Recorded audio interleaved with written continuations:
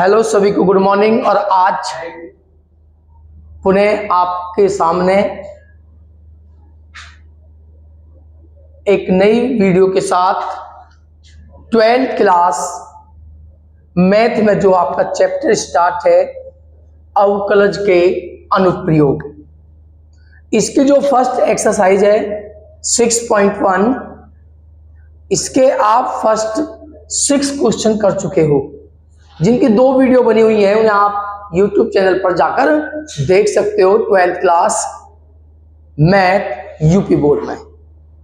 तो आपको ज्यादा से ज्यादा तैयारी करनी है, अच्छे अंक आपको अगर प्राप्त करने हैं तो आपको इन क्वेश्चनों को ज्यादा से ज्यादा कई बार रिवाइज करना है।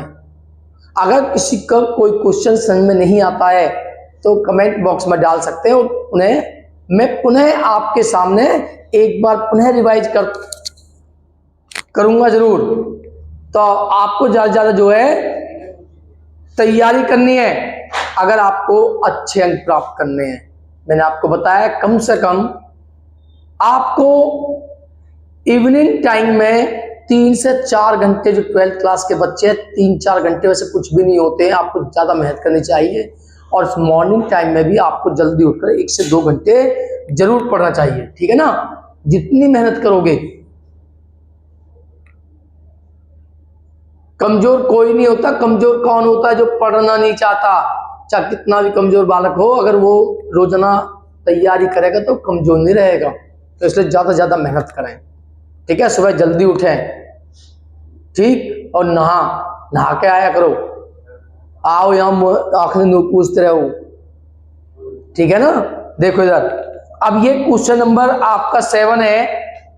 आपके 6 क्वेश्चन हो चुके हैं, आप देख सकते हो। उनमें भी अगर कोई प्रॉब्लम्स है तो आप उन्हें पूछ सकते हो। अब ये क्वेश्चन नंबर 7 में आपको दिया हुआ है, आपने पढ़ा था ही, ये परिवर्तन की दर पर आधारित है। मैं बार बार आपको बताता हूं ये एक्सरसाइज किस पर है? परिवर्तन की दर। जैसे मैंने एक बार दोबारा बताता हूं आपको, किसी के भी परिवर्तन दर अगर हम लिखते हैं dx/dt, तो ये क्या कहलाती है? x की t के सापेक्ष, समय के सापेक्ष परिवर्तन दर बोलते हैं इसको। x के सापेक्ष परिवर्तन की दर। एक चीज दिखाता हूं मैं आपको। आपने त्वरण पढ़ा है? dv/dt होता है, पढ़ा है त्वरण? त्वरण देखा है आपने मैथ फिजिक्स में? तो क्या होता है ये dv/dt? वेग परिवर्तन की दर बोलते हैं इसे। क्या परिभाषा है इसकी? वेग परिवर्तन की दर को त्वरण कहते हैं। तो ये तो है परिवर्तन की दर। अब क्वेश्चन नंबर 7 में आप देखते हो, इसमें आपको गिवन है आयत की लंबाई x 5 सेंटीमीटर की दर से घट रही है। जो लंबाई है dx, वो dx/dt, इसकी जो दर है किसके सापेक्ष है? समय के सापेक्ष। तो इसके x की जो दर है वो घट रही है, और जब घटती है तो हम किस में लेते हैं? माइनस में। तो ये माइनस में होगी 5 सेंटीमीटर प्रति मिनट। इस दर से घट रही है, इस दर से घट रही है, ठीक है। तो जो दर है वो इस दर से घट रही है, और मैं कहा जब घटती है दर तो आप किस में लेते हो? माइनस में। तो इसलिए माइनस में ली जाती है। और चौड़ाई y, चौड़ाई क्या है इसकी? y, वो 4 सेंटीमीटर पर मिनट की दर से बढ़ रही है। तो इसकी जो दर है चौड़ाई की dy/dt, ये 4 सेंटीमीटर प्रति मिनट की दर से बढ़ रही है, इसलिए इसको प्लस में लेंगे। क्लियर? यदि x की वैल्यू आपको दी हुई है 8 सेंटीमीटर और y की वैल्यू आपको दी हुई है 6 सेंटीमीटर, तो नंबर फर्स्ट में आपको क्या निकालना है? परिमाप और क्षेत्रफल, इनके परिवर्तन की दर निकालनी है। आपको परिमाप के परिवर्तन की दर निकालनी है, आपको क्षेत्रफल के परिवर्तन की दर निकालनी है। तो सबसे पहले आते हैं परिमाप, और आयत का जो परिमाप होता है आप जानते हो 2 लंबाई प्लस चौड़ाई होता है। तो परिमाप को हमने P से प्रदर्शित किया, लंबाई को आपने किससे लिखा हुआ है यहां पर x, और चौड़ाई को आपने क्या माना हुआ है y। अब आप जानते हो जो परिवर्तन की दर है वो समय के सापेक्ष है, तो समय को t से प्रदर्शित करते हैं। आप देखते हो यहां पे, तो t के सापेक्ष क्या करेंगे अवकलन, तो t के सापेक्ष अवकलन करने पर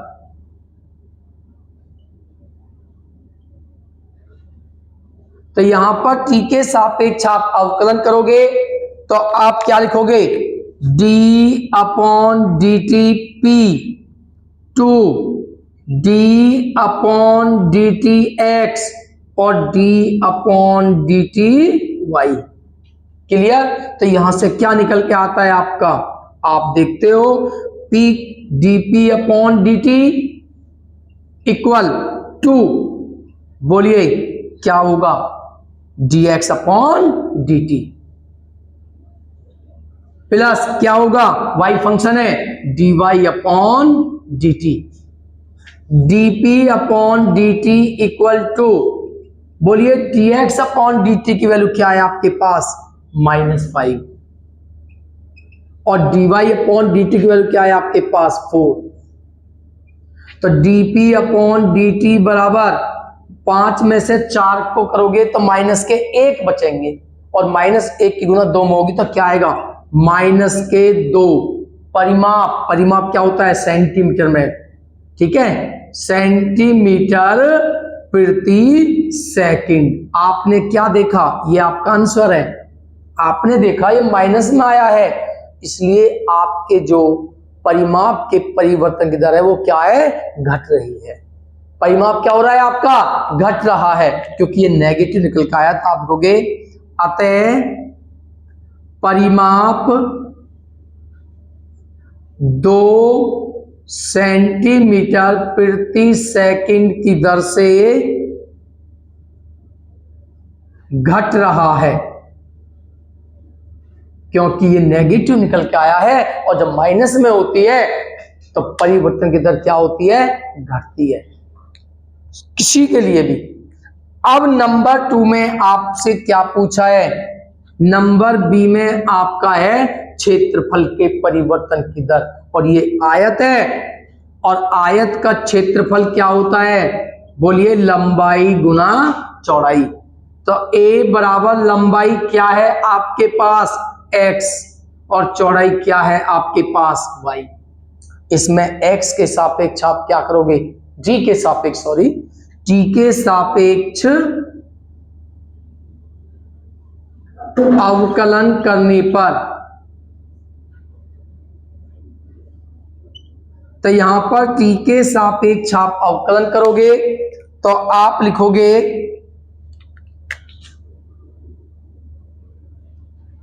बोलिए D A upon D T equal to क्या लगेगा, बोलिए ये फर्स्ट और ये मल्टीप्लाई में है, और जब मल्टीप्लाई कंडीशन आती है प्रोडक्ट को लगाते हो गुणनफल फर्स्ट और सेकंड, तो ये फर्स्ट ये second, first D upon D X D T, sorry T के सापेक्ष है वाई प्लस वाई और D upon D T first, तो ये निकल के आया D A upon D T बराबर एक्स, क्या होगा फंक्शन है D Y upon D T, और ये Y D X upon D T.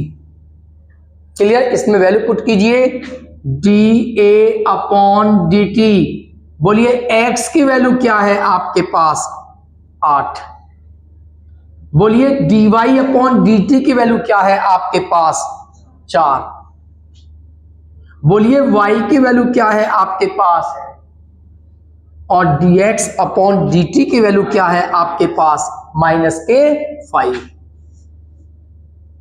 तो 4 × 32 और 6 × 30, तो dA अपॉन dt, 32 में से 30 को माइनस करोगे 2, और क्षेत्रफल क्या होता है? सेंटीमीटर स्क्वायर, और समय होता है मिनट।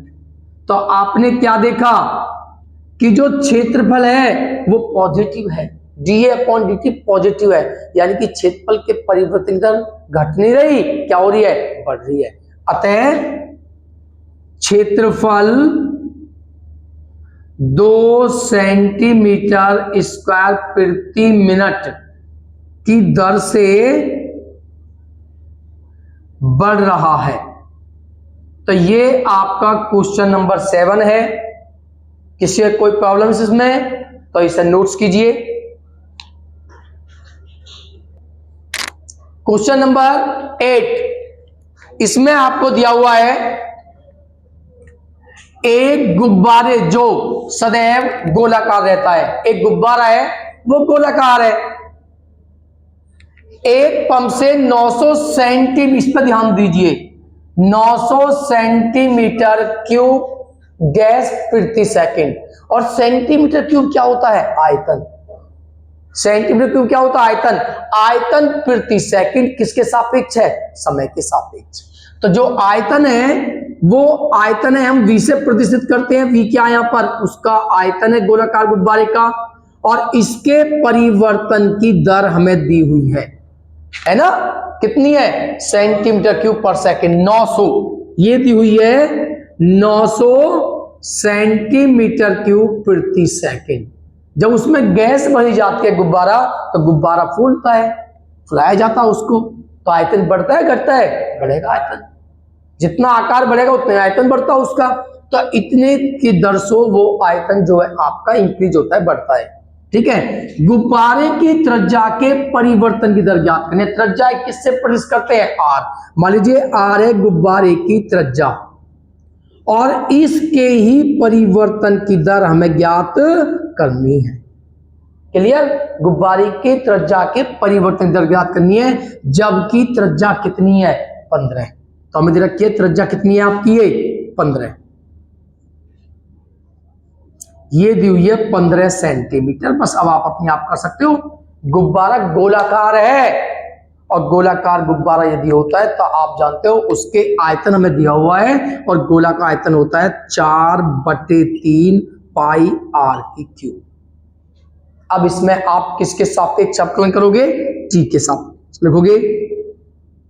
t के सापेक्ष अवकलन करने पर, इसमें आप t के सापेक्ष अवकलन करोगे तो यहां से आपका क्या निकल के आएगा? बोलिए। d/dt v 4/3 पाई तो कांस्टेंट है, 4/3 पाई, और d/dt किसका करोगे? r की क्यूब। तो यहां से निकल के आता है dv/dt बराबर, बोलिए 4/3 पाई, बोलिए r की 3 का, x की n का क्या होता है? n x की पावर n-1। ये तो आपने r का किया है, r के सापेक्ष नहीं किया। r का फंक्शन है आपके, आप t के सापेक्ष करते हो तो r का दोबारा अपलन क्या होगा? बोलो। dr/dt। ये तो x की n का किया है आपने। अब मल्टीप्लाई में किसको होगा? r का, और r फंक्शन है dr/dt। अब देखिए dv/dt, 3 से 3 कैंसल, 4 पाई, और r स्क्वायर dr/dt। अब इसमें वैल्यू पुट कीजिए, जो आपको गिवन वैल्यू है उन्हें पुट कीजिए। तो इसकी वैल्यू क्या है आपके पास? 900। क्लियर? 4 पाई, r की वैल्यू क्या है आपके पास? 15, और dr/dt आपको फाइंड करना है। तो 900 बटे में आएगा पाई, और 15 का 225, और 225 की 4 में गुना करोगे क्या आएगा? 900। तो ये भी बटे में आया, इक्वल dr/dt। तो dr/dt 900 से 900 कैंसल, 1/पाई, त्रिज्या है सेंटीमीटर प्रति समय सेकंड। तो उसकी जो त्रिज्या है 1/π सेंटीमीटर प्रति सेकंड की दर से, बोलो बढ़ेगी घटेगी? बढ़ेगी। क्यों? क्योंकि ये प्लस में आई है, और जब प्लस में आती है तो इंक्रीज होती है। तो आपको लिखना है अतः त्रिज्या 1/π सेंटीमीटर प्रति सेकंड की दर से बढ़ रही है। तो ये आपका क्वेश्चन नंबर 8 कंप्लीट है। इसमें किसी कोई प्रॉब्लम्स हो तो पूछ सकते हैं, तो इसे आप नोट्स कीजिए और देखते हैं क्वेश्चन नंबर 9। क्वेश्चन नंबर 9 में आपको दिया हुआ, इस क्वेश्चन में थोड़ा ध्यान से देखना है। आपको क्या दिया हुआ है? आपको इसमें दिया हुआ है एक गुब्बारा है जो सदैव गोलाकार ही रहता है, कंटिन्यू। मान लीजिए ये गुब्बारा है, वैसे चित्र की आपको आवश्यकता नहीं है, दिखा रहे हैं। ये इसकी त्रिज्या है r की त्रिज्या परिवर्तनशील है, मतलब त्रिज्या बदल रही है। त्रिज्या के सापेक्ष, समय के सापेक्ष नहीं है। अब क्या आपको जो अवकलन करना है वो किसके सापेक्ष करना है? त्रिज्या के सापेक्ष। आयतन के परिवर्तन दर निकालनी है, यानी कि हमें निकालनी है आयतन के परिवर्तन की दर, लेकिन किसके सापेक्ष? त्रिज्या के सापेक्ष, समय के सापेक्ष नहीं। किसके सापेक्ष निकालनी है? त्रिज्या के सापेक्ष। जबकि त्रिज्या 10 सेंटीमीटर है और त्रिज्या आपको दी हुई है 10 सेंटीमीटर। तो बोलिए ये गोला है और गोला का आयतन क्या होता है? 4/3 पाई r की क्यूब। बोलिए किसके सापेक्ष अवकलन करोगे? बोलिए समय के सापेक्ष नहीं होगा, परिवर्तनशील क्या है? त्रिज्या। त्रिज्या के सापेक्ष आपको आयतन की दर दी हुई है, तो बोलिए r के सापेक्ष अवकलन करने पर, तो आप लिखोगे d/dr v 4/3 पाई d/dr r की क्यूब। तो यहां से आपका निकल के आता है dv/dr 4/3 पाई, बोलिए x की n का अवकलन, n x की पावर n-1। कोई दिक्कत यहां पे? अब आपको क्या, अब आप r का दोबारा अवकलन करोगे, लेकिन r का तो r के सापेक्ष ही है, और r का r के सापेक्ष अवकलन क्या होगा? 1। क्लियर? x का x के सापेक्ष अवकलन 1, तो यही होगा। तो dv/dr इक्वल आपका 3 से 3 कैंसल, 4 पाई r²। ये आपके आयतन के परिवर्तन की दर है त्रिज्या के सापेक्ष। जब आपकी त्रिज्या 10 है, ये दी हुई है, तो इसमें 10 रख दीजिए। तो dv/dr 4 पाई r के प्लेस पर क्या पुट करोगे? 10।